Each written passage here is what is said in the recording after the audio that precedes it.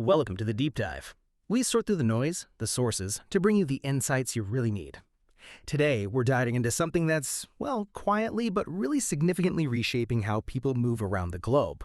We're talking about surprising new hurdles for international travel to the United States. We'll explore how recent policy shifts are changing global travel dynamics and hitting an industry that's honestly still finding its feet after the pandemic. Yeah, our insights today, they come from some really interesting excerpts called U.S. Visa Fees Deter International Travel. It's quite a critical look, I'd say, at these developments.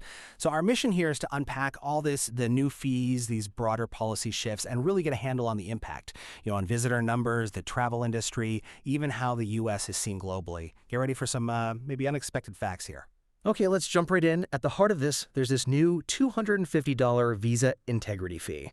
Now, this isn't just some small admin charge, right? What's the immediate hit from this? Why is it such a big deal? No, definitely not minor. It's pretty substantial, and the impact is quite immediate.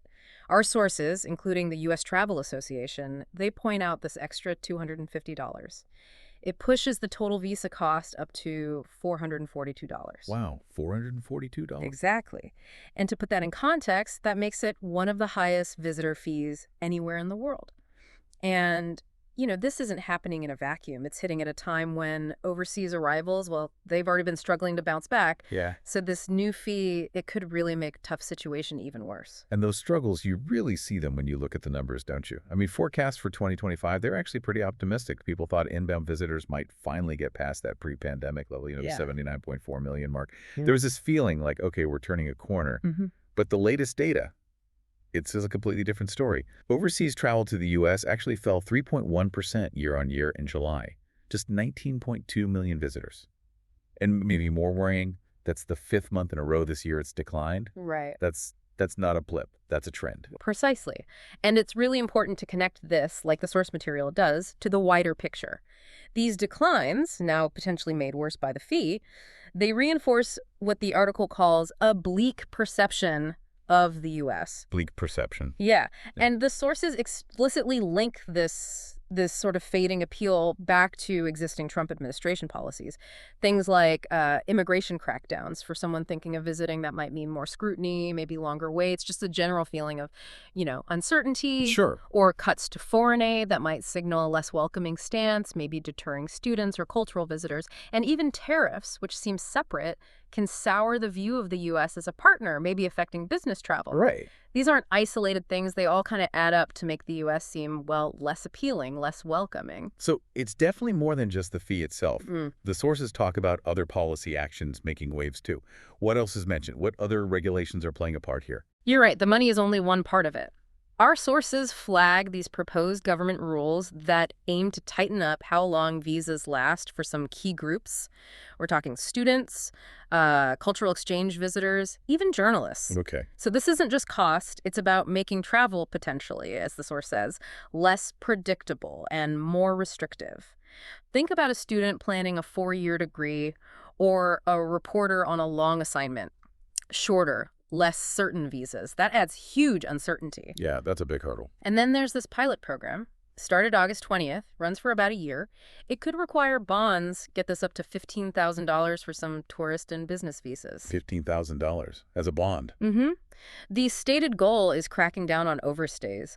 But, for many potential visitors, a $15,000 bond for a tourist trip, that's just astronomical. That's more than many people make in a year. Exactly. It's not just complex. It's potentially an impossible barrier for a huge number of people. It fundamentally changes who can even consider visiting. That figure really drives it home. These aren't small tweaks. And these policies, they're not just affecting current plans. They seem to be completely changing the economic outlook, right? The forecasts.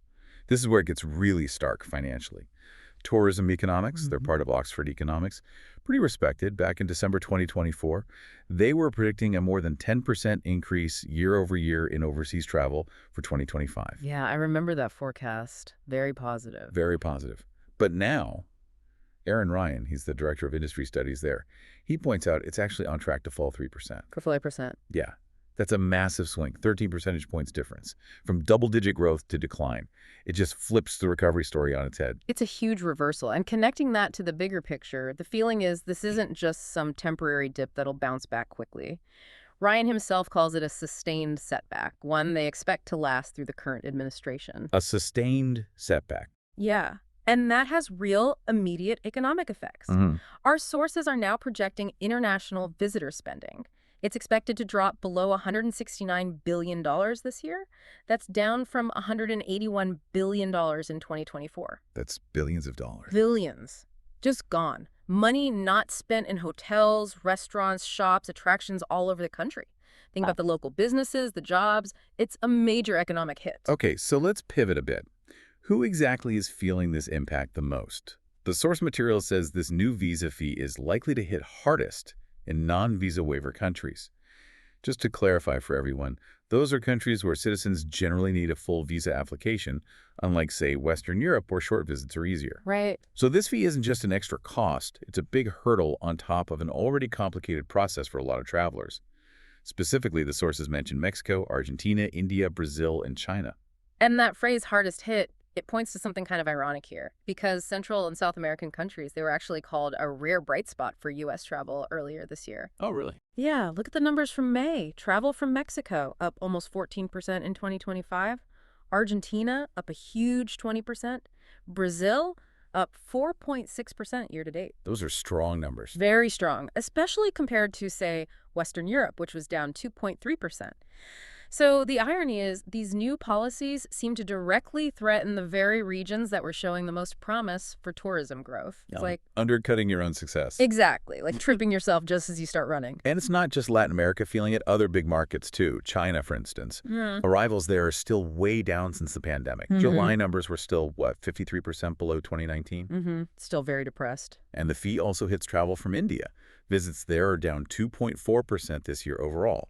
But what's really concerning from India, the sources say, is the nearly 18% drop in students. Yeah, that's a worrying statistic. Students aren't just about tuition fees. They're vital for cultural exchange, future business ties, building goodwill. Yeah. Losing them isn't just economic, it's a loss of connection.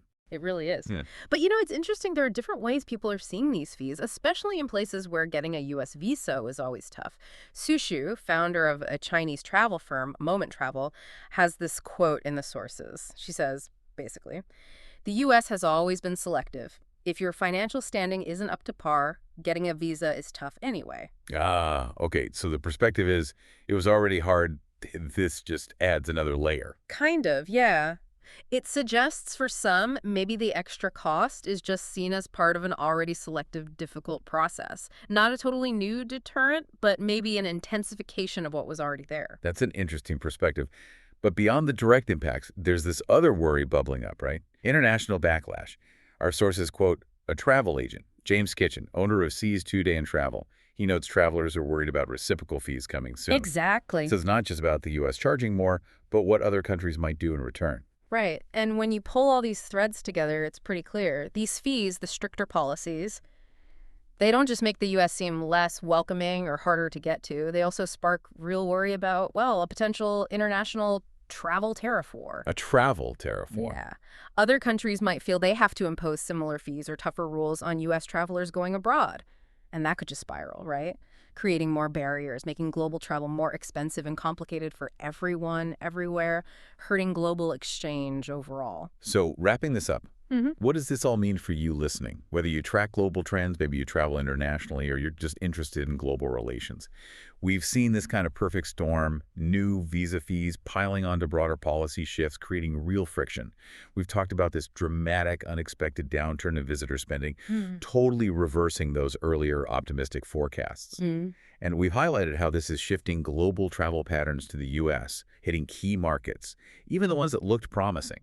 Yeah, I think what this deep dive really underscores is that these friction points in travel, whether they're about money or paperwork or just perception from policy choices, they add up. They chip away at convenience, they increase costs, and they really do shape how the world sees a country. Right. And that, in turn, directly hits travel numbers and all the good things visitors bring economically, culturally, just person-to-person connection. It's all interconnected. It really is.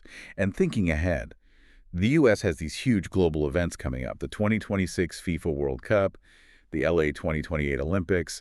These are moments meant to bring the world to the U.S. So here's a thought to leave you with.